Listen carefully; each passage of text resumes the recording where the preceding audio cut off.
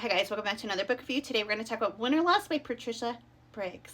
So this one, when it came through on Net Gallery and I saw that I was approved, I was like through the roof because this is book 14 and I have been reading this series for a very, very long time. And so when I saw that I got to get approved, like I was through the roof ecstatic, right?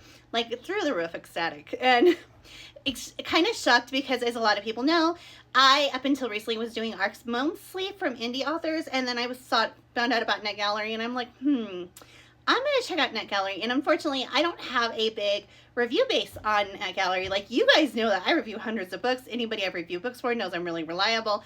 And so, but they don't know that. They only know what they see on Net Gallery. And so, I've only gotten approved for like 10 books. And so they're like, ooh. You know, it was taking a chance on me, and I really appreciate it. I was like super ecstatic that I even, like I said, got a chance. You guys remember I posted like my upcoming like favorite like releases that I was getting to like be excited for June. It just so happens this one and another one I am getting to read early, and it's just so awesome. But anyway, so let's go from there. Let's talk about the actual book now instead of like me just, you know, talking up a storm, because we know I can talk forever. So let's talk about this one. So this one, book 14, anybody who has not read this series, this is part of the Mercy Thompson series. It is a very good series. It has shape-shifting, it's got fae, it's got witches, it's got like a lot, like every book has different stuff in it. So I can't tell you, oh, this, you know, this one has this mythology and this one has this mythology. Like it doesn't just stick to one mythology. It doesn't stick to one anything. Like this one really jumps around. She really gets, she just really gets into a lot of it. I'm just going to say she is a shapeshifter who turns into a coyote, and I'm just going to put it the best way I can. Trouble always seems to find her. Or she's helping somebody out without that, like has their hands dipped in trouble. There's always trouble. This girl is like always into something, having to solve something. So that's why I say each book is different, is because it is. Each book has a new thing she's got to deal with. Sometimes they bring elements from the previous books, or they have a couple things mixed in and it's something that has built up to that book, or it's an experience she went through in the past. Don't get me wrong, the books are all interconnected. So I'm not going to say to read this one as a standalone, because if you do read this one as a standalone, you are going to be so lost, because it does cover some topics, especially at the end of the book, that is related to things that have happened in previous books. So I'm going to say, if you are interested in this one, please start at book 1. It is well worth the, like, I know 14 books is a big commitment, but I'm telling you, it is well worth it. Like, everything you can think of in these series, and I'm going to say these ones are not extremely spicy. I know there's a lot of people who are uncomfortable with spice, and there's people who have to have spice. Everybody knows I'm a spice lover. I love spice. Spice is, I just love it. But I'm going to say these ones are more of a fade to black kind of spice, and I do really well with them.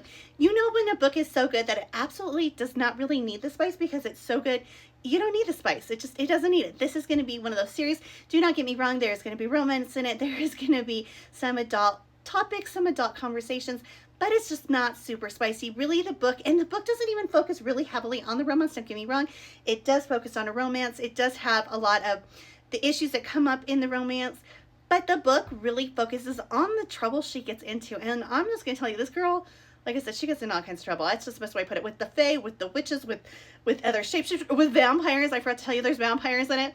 With vampires, like she's like always into something with somebody. And so each book is different, and that's the best way to put it. So that's like, I don't know how else to put it, just to say each book is different, and this one is going to be no different. I'm going to try to give you an overview without giving you spoilers. This one, Mercy's brother shows up at her door, and he has gotten himself into a little bit of trouble, and he is not able to get himself out of this trouble.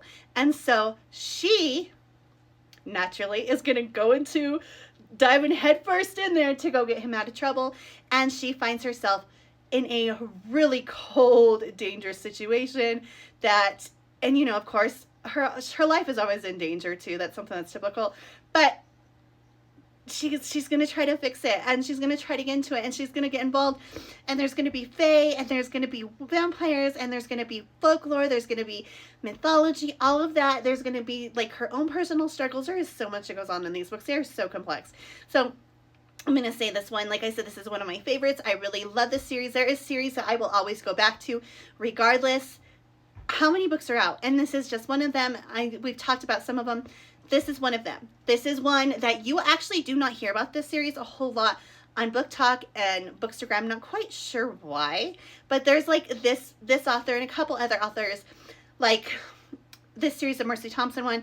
You don't hear a lot about Anita Blake series. You don't hear a lot about the Kate Daniels series. They're more urban fantasy, and maybe that's why, because people are really into more the high fantasy right now. So the people that are really reading these are more, you know, people who've been long-term readers. I'm telling you, if you like the urban fantasy, and that's what these are, they are urban fantasy. They are not paranormal. They are urban fantasy. There's so much fantasy tied into these, but it's in contemporary times. Then I definitely would look into this series, because I'm telling you, this series is great. This author is great. Each book is just amazing. So that's all I can say on this one. When I approved it, like I said, I got emotional. I honestly cried happy tears. So I review a lot of books, and we know that. And when I can tell you that I get so happy, I cry happy tears because I got approved for a book early, that tells you how good the book is, how good the series is. And this one is just, it's absolutely amazing. And I love it. And if you are interested in this kind of book, then I suggest check this one out, because I loved it, and I think you might too.